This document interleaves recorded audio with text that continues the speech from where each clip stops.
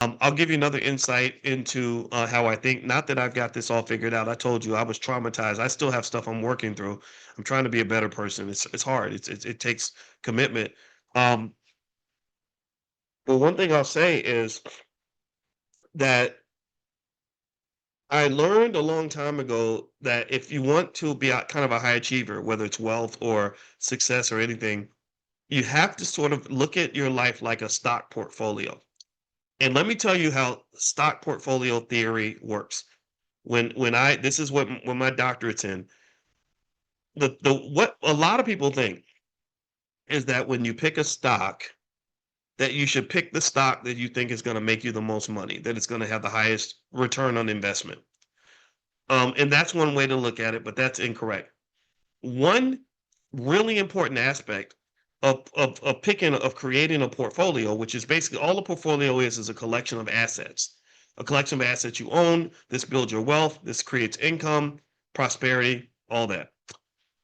One of the most important aspects of whether or not you add a stock to your portfolio is what they call correlation. Correlation is how does this asset fit with the other assets that I own?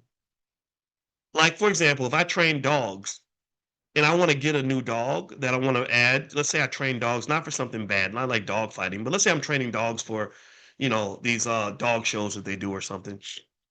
And I decide I want to get a new dog. I want to get a courier, what they call corset couriers, I don't know, or a pit bull or a chihuahua or something, right?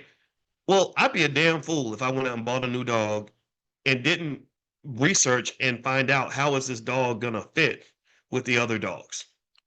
Right? Like I bring that dog and I put that dog in that cage, and that dog is a nasty, evil dog, and he just bullies the other dogs and bites them and fights them and everything else.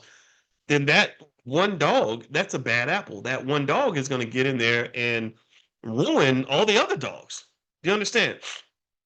And so ultimately, the same thing is true when it comes to life. When you talk about your life portfolio, mainly your health, your wealth, your relationships, your physical and mental health, your relationships with other people, and then your economics. All those aspects of the portfolio have to be correlated with each other so they're moving in the same direction. Do you understand? So if I say something like, "Hey, I'm a millionaire and I want to marry this girl, but I've already got this big family that I'm invested in," then that girl has to get along with the family because if she comes in and causes problems with mama, then what happens is that this relationship that I've chosen is going to impact the wealth I receive from my relationship with my mother.